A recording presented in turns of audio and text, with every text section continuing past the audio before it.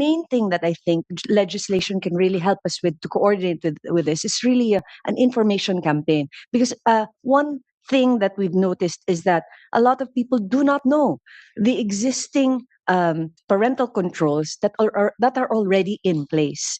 Like, let me give you a very simple thing that usually happens that most parents do not realize. So, for example, I have a niece, di ba?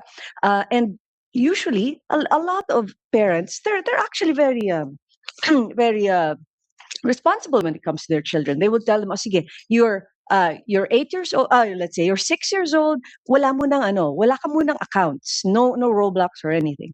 But then when the parent gets busy and then the child goes, "Mommy, can I just watch one video on YouTube?" Anong gagawin ng parents? They give their phone. Their phone has no control. So even if they tell the kid, "Oh, sige, bluey lang ha."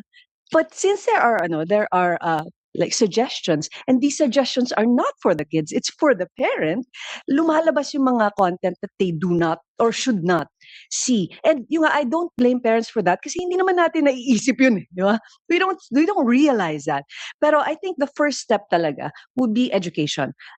We are now in a world where in technology, new technology, it develops so fast. We cannot use the excuse na busy kasi eh, and then we don't try to learn the technology that is before us. We don't need people to become coders. We just need them to know. Like yung nga, in the case of Roblox, let's not penalize Roblox too much. It's not Roblox that is making these games.